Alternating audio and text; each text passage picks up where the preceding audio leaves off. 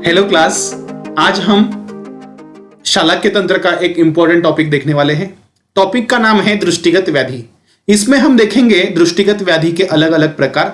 तिमिर मतलब क्या, काच मतलब क्या, लिंगनाश मतलब क्या, पटल क्या होता है, दृष्टि क्या होती है। देखो दोस्तों, जैसे कि हमारी रोज की लैंग्वेज में शब्द आता है दृष्टि, असेल दृष्टि, तर दिसेल सृष्टि। दृष्टि मतलब क्या, तो आमतौर पे हम उसका मीनिंग लेते हैं कि देखना। दृष्टि मतलब देखना। इसी तरह से आयुर्वेद की अलग अलग संहिताओं में दृष्टि का वर्णन आया है। दृष्टि को आंख का मतलब नेत्र का एक महत्वपूर्ण अंग माना गया है। क्या महत्व होता है दृष्टि का? दृष्टि का मतलब अगर हम मॉडर्न की एनाटॉमी के साथ उसको कोरिलेट करें तो दृष्टि मतलब क्या होता है। तो दोस्तों, इस लेक्चर में हम उसी से स्टार्ट करेंगे कि दृष्टि मतलब क्या होता है। देखो दोस्तों, जैसा कि कृष्ण भाग मतलब कॉर्निया और आइरिस कहा गया है, शुक्ल भाग मतलब स्क्लेरा कहा गया है, कर्णिका, लेंस, इसको आयुर्वेद की संहिताओं में जो वर्णन आया है उसके साथ कोरिलेट किया गया है। लेकिन आज भी मॉडर्न के अनुसार दृष्टि मतलब क्या, इसको पूरी तरह से कोई कोरिलेट नहीं कर पाया है। दृष्टि को हम कई सारे भागों को साथ कई सारे अंगों के साथ कोरिलेट कर सकते हैं, लेकिन यही मतलब दृष्टि ऐसा कहना आज के जमाने में भी बहुत मुश्किल है।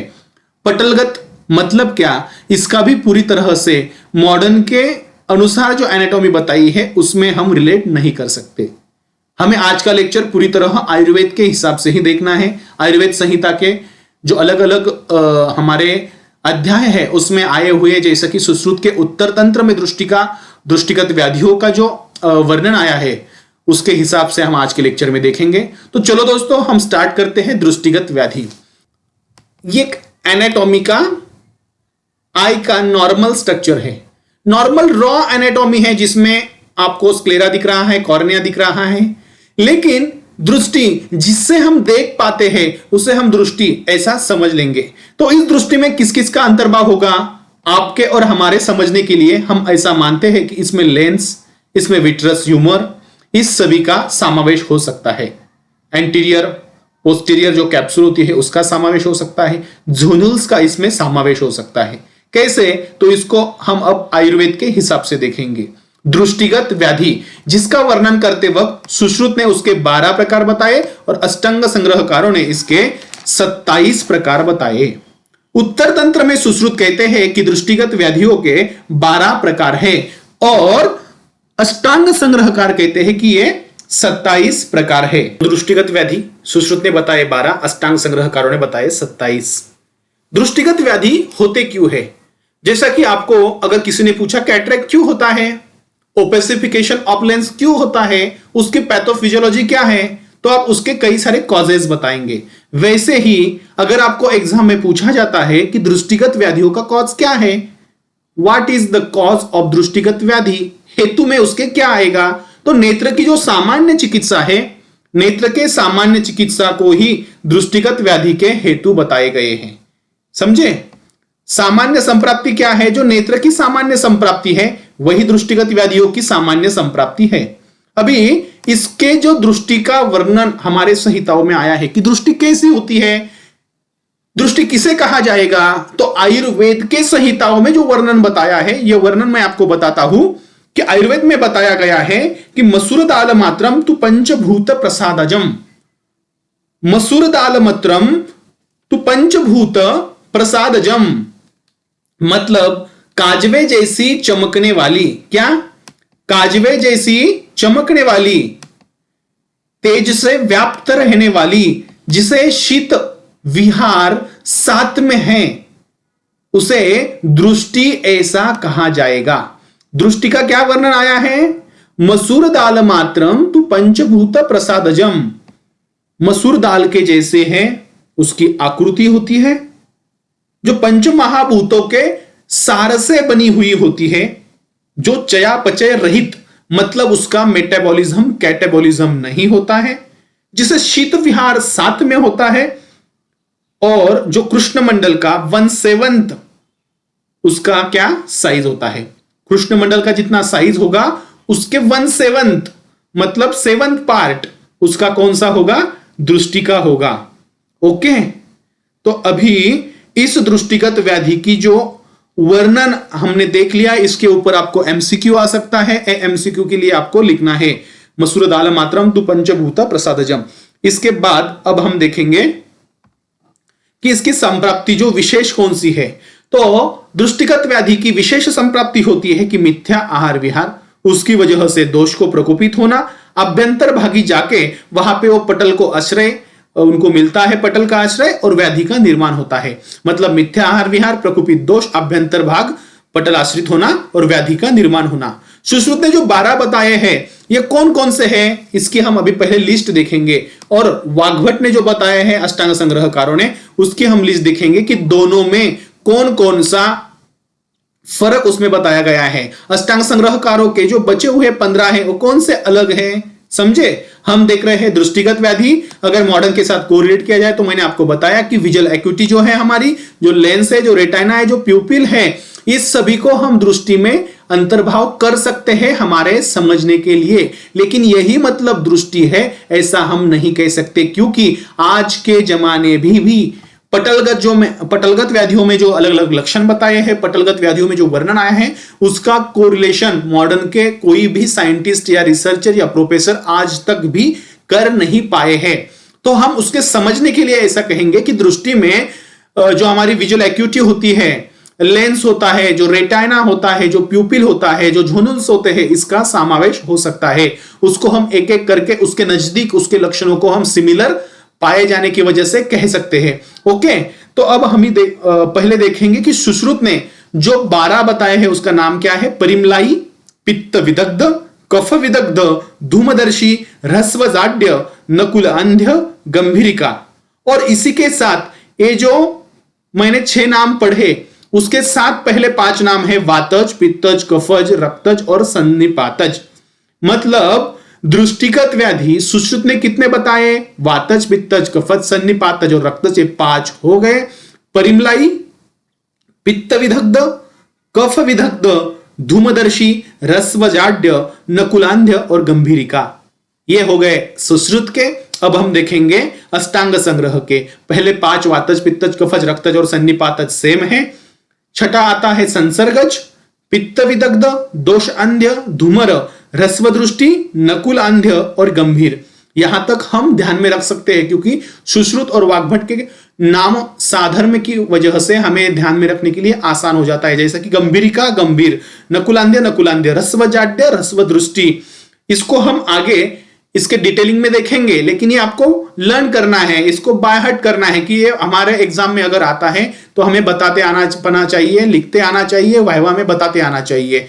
ओके, तो 13 से 18 जो है अष्टांग संग्रहकार बताते हैं कि 13 से 18 ये 6 तिमिर के प्रकार, 19 से 24 ये काच के 6 प्रकार, उष्ण विदग्ध दृष्टि, अम्ल विदग्ध दृष्टि, औपसर्गिक लिंगनाश, जिसे अनिमित्त लिंगनाश भी कहा जाएगा। सनिमित्त लिंगनाश उसका और एक प्रकार रहेगा। तो अष्टांग संग्रहकारों के 27, जिसमें काच के 6 है, तिमिर के 6 है, पहले 5 और ये 6, ऐसे 12, 6 और 6 ऐसे 12 जो है ये सुश्रुत के समान है। मतलब 12, 6 18, 6 24 और उष्ण विदग्ध, अम्ल विदग्ध और औपसर्गिक लिंगनाश, ऐसे टोटल मिला के 27 जो प्रकार है दृष्टिगत व्याधि के, वो होते हैं अष्टांग संग्रहकारों के अनुसार। दोस्तों अब हम देखेंगे पटलगत व्याधि। देखो पटल मतलब क्या, जैसे कि हमने जब नेत्र की शारीर रचना पढ़ी तब हमने देखा कि मंडलानी च संधिच पटलानी च लोचने, ये हमने एक सूत्र वहां पे पढ़ा था। उसमें ऐसा वर्णन आया था कि नेत्र में जो पटल है उसमें 2 बाह्य और 4 अंतर्गत भाग में पटल होते हैं। 2 बाह्य पटल कौन से है? तो हमारी जो पलक है, समझे, टार्सल प्लेट है, अपर और लोअर। अपर में जो टार्सल प्लेट है और लोअर की जो आईलिड है, अपर आईलिड लोअर आईलिड, इन दोनों को हम पटल कहेंगे। क्या कहेंगे? पटल कहेंगे। और 4 जो है ये अभ्यंतर है। देखो पटल मतलब क्या, ये पूरा हम कोरिलेट नहीं कर पाते हैं, लेकिन उसका वर्णन हम आयुर्वेद संहिताकारों के से पढ़ेंगे, जिनसे अष्टांग संग्रहकारों ने बताया है और सुश्रुत ने बताया है। जैसे कि 4 होते हैं अभ्यंतर, उसमें पहला होता है प्रथम पटल, द्वितीय पटल, तृतीय पटल और चतुर्थ पटलगत। अभी प्रथम पटलगत को कहा गया है तेजो जल मिश्रित। तेज और जल का मिश्रण वहां पे है महाभूतों का, क्योंकि हमारी दृष्टि को पंच महाभूतों का सार कहा गया है। उसमें महाभूत के अधिक्य से इसके प्रकार किए गए हैं। प्रथम पटलगत तेजो जल मिश्रित, द्वितीय पटलगत मांस आश्रित, तृतीय पटलगत मेदो आश्रित, चतुर्थ पटलगत अस्त आश्रित। TMMA, TMMA, TMMA क्या है? TMAE।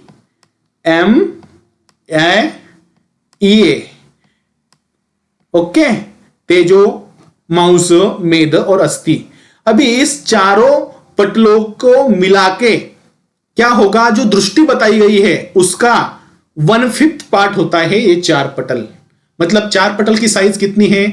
जितनी पूरी दृष्टि होती है उसका 1/5 पार्ट होता है इस पटलगतों का। इस पटल में कौन कौन से व्याधि कहे गए हैं, ये कैसे होते हैं? प्रथम पटलगत में जो व्याधि होता है प्रथम पटलगत व्याधि, इसका वर्णन सुश्रुत में आता है। तेज और जल मिश्रित ये व्याधि रहेंगे। इसमें हमें लक्षण क्या दिखेंगे? तो इसमें हमें लक्षण दिखेंगे कि सब जो हमको दिखने वाली वस्तुएं हैं, जो हमें वस्तु दिखेंगी, ये सब अस्पष्ट रूप से दिखेंगी। प्रथम पटलगत में हमें क्या होता है? ये तेजोजल आश्रित व्याधि है, इसमें अस्पष्ट दिखता है। कैसा दिखता है? अस्पष्ट दिखता है। कैसा दिखता है? अस्पष्ट दिखता है। मतलब अस्पष्ट कौन से पटलगत व्याधि में दिखेगा? तो प्रथम पटलगत व्याधि में हमें अस्पष्ट दिखेगा। द्वितीय पटलगत जो मांसाश्रित है, उसमें द्वितीय पटल में जाने के बाद जो अस्पष्टता है, ब्लरिंग ऑफ विजन है, और बढ़ जाएगा। मतलब प्रथम पटल से ज्यादा ब्लरिंग ऑफ विजन रहेगा द्वितीय पटल में। हमें हमारे आंखों के सामने चित्र विचित्र आकार उड़ते हुए, लहरते हुए दिखेंगे। अभी ये आकार जब लहरते हुए दिखेंगे हमारे आंखों के सामने, तो हमें समझना है कि ये द्वितीय पटलगत व्याधि का प्रमुख लक्षण है। इसमें हमें पास का नहीं दिखेगा। कई बार हमें दो दो वस्तु का दिखना शुरुआत हो जाएगा, मतलब डिप्लोपिया दिखेगा। द्वितीय डिप्लोपिया, द्वितीय डिप्लोपिया। डिप्लोपिया का होता है द्वितीय पटल में होता है। उसके बाद हमें फुटले, मतलब जो फूटा हुआ आईना होता है उसकी आकार की जैसा वस्तुओं का दिखना शुरू होता है। मतलब कोई वस्तु होती तो फूटी हुई, जैसा फूटे हुआ आईना दिखता है वैसे दिखने लगते हैं। और जो छोटी चीज है वो बड़ी दिखती है, जो बड़ी है वो छोटी दिखती है। इसको वाग्भट ने तिमिर में भी अंतर्भाव इसका किया गया है द्वितीय पटल का। ओके, और इसी लक्षणों का। उसके बाद आता है तृतीय पटलगत जो है मेद आश्रित। हमने द्वितीय पटलगत देख लिया जिसमें अस्पष्टता और होगी, विचित्र आकृति का भास होगा। उसके बाद हम देखेंगे अभी तृतीय पटलगत, ऊपर का नीचे दिखता है और नीचे का नहीं दिखता। देखो तृतीय पटलगत जो मेद आश्रित है उसमें क्या होगा?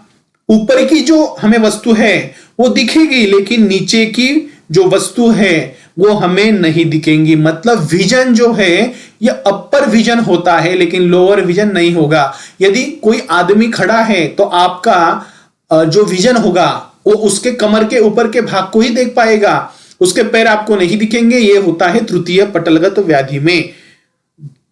यहां पे क्या संप्राप्ति बताई गई है कि जो दोष है ये अधो, ऊर्ध्व और मध्य भाग में जमा होते हैं। डिप्लोपिया निर्माण होता है संचित होके। इसको ही सुश्रुत ने तिमिर में इसका अंतर्भाव किया है और डल्हन ने इसका अंतर्भाव काच इस व्याधि में किया गया है। वाग्भट जी कहते हैं कि तृतीय पटलगत में काच व्याधि जो बताया है उसमें यही लक्षण दिखते हैं, जैसे कि ऊपर का ही दिखना, नीचे का नहीं दिखता है, और कोई भी चीज होती है वो ढकी हुई दिखती है। चतुर्थ पटलगत जिसे लिंगनाज भी कहा गया है। लिंग मतलब दिखना, लिंग मतलब दिखना। अभी इस दिखने का ही नष्ट हो जाना, मतलब जो विजन है ये पूरी तरह खत्म हो जाना, मतलब लिंग, दृष्टि, देखना, इसी का ही नाश होता है, तो उसे कहते हैं हम लिंगनाश। जहां पे दर्शन शक्ति ही नष्ट हो रही है उसे हम कह रहे हैं लिंगनाश। चंद्र, सूर्य, नक्षत्र, जो हमारी वीज है उसका लखलकाट हमें दिखने लगता है, और अगर कांच की उपेक्षा की जाती है तो यह लिंगनाश होता है। देखो दोस्तों, प्रथम पटलगत, द्वितीय पटलगत, तृतीय पटलगत, चतुर्थ पटलगत। प्रथम पटलगत में हमने देख लिया तेजो जल मिश्रित स्पष्टता होती है।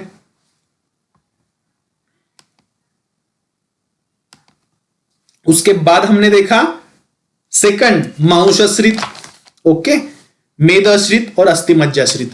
चतुर्थ पटलगत को ही लिंगनाश वहां पे कहा गया है। लिंगनाश मतलब पूर्ण, जहां पे दर्शन शक्ति पूरी तरह से नष्ट हो जाती है। इसके बाद हम देखेंगे दृष्टिगत व्याधियों में जो आगे का भाग आया है उसका प्रकार तिमिर। तिमिर के प्रकार कितने होते हैं? 6 प्रकार। किसने बताए? अष्टांग संग्रहकारों ने बताए। कौन कौन से बताए? वातज तिमिर, पित्तज तिमिर, कफज तिमिर, रक्तज तिमिर, संसर्गज और परिमलाई। मतलब तिमिर के कितने प्रकार बताए गए हैं? तो पहले 5, इसका जो 5 प्रकारों का वर्णन अब हम यहां पे देखेंगे। कौन कौन से हैं 5 प्रकार? वातज, पित्तज, कफज, रक्तज, सन्निपातिक।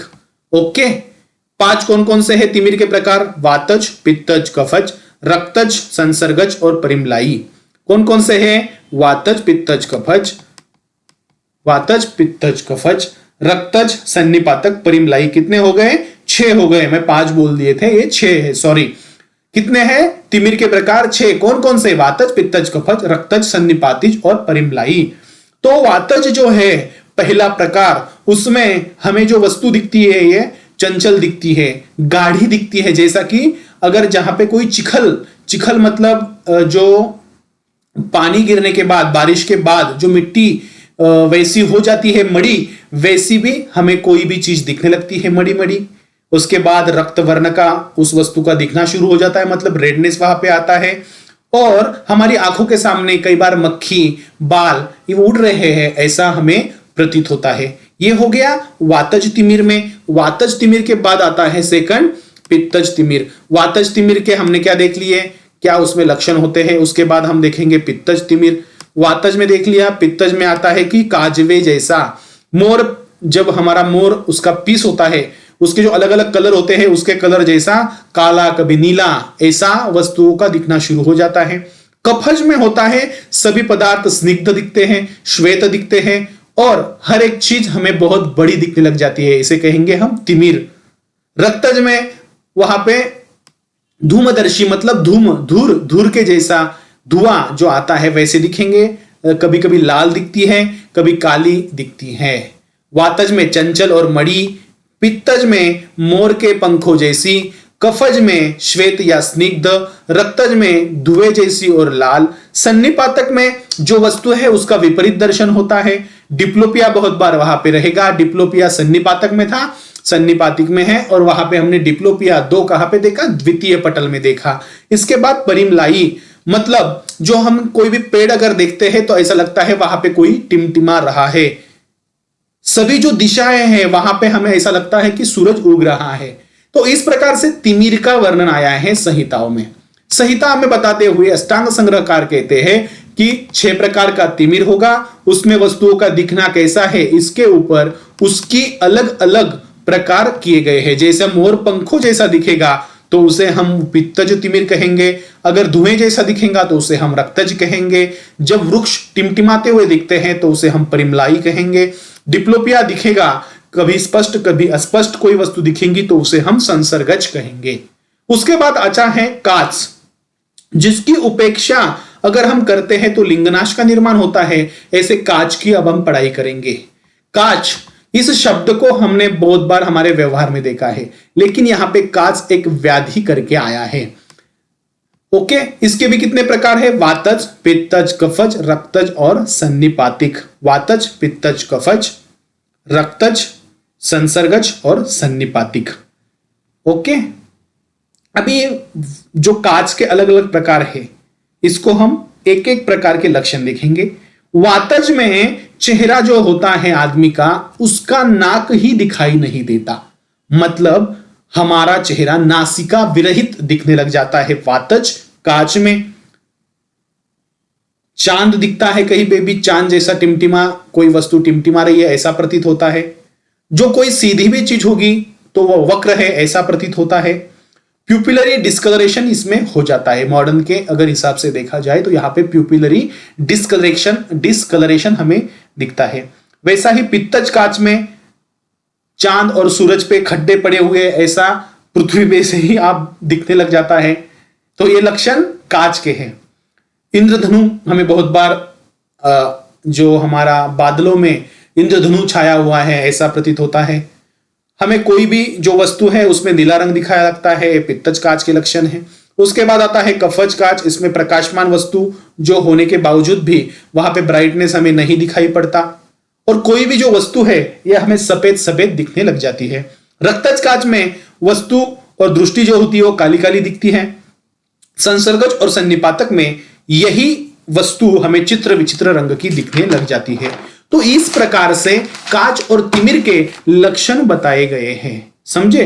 इसके बाद हमें लिंगनाश देखना है कि वातज लिंगनाश में क्या होता है, पित्तज लिंगनाश में क्या होता है, कफज लिंगनाश में क्या होता है, ये हम आगे के लेक्चर में देखेंगे। दोस्तों तब तक मैं आपको बताना चाहूंगा कि हमने आज देखा दृष्टि मतलब क्या, दृष्टि का वर्णन कैसा आया है, मसूर दाल मात्रम पंचभूत प्रसादजम। उसके बाद पटलगत व्याधि में 2 बाह्य पटल और 4 अंतर्गत पटल। 4 अंतर्गत पटल में प्रथम, द्वितीय, तृतीय, चतुर्थ। उसके बाद तिमिर के 6 प्रकार। उसके बाद काच के 6 प्रकार। काच की अगर उपेक्षा करते हैं तो लिंगनाश होता है। यह सब हमने आज के लेक्चर में देख लिया। इसके बाद हम देखेंगे लिंगनाश क्या होता है, इसके बाद हम देखेंगे लिंगनाश के अलग अलग प्रकार और उसके बाद इसकी चिकित्सा और मॉडर्न की डिसीजेस। ये देखने के बाद हम देखेंगे गंभीरिका, नकुलांध्य, रस्वदृष्टि, ये जो अष्टांग संग्रहकारों ने बताए हुए व्याधि है इसका भी हम विस्तृत विवेचन करेंगे। आपकी एग्जाम के लिए आपको बहुत सारे बेस्ट लक। Thank you.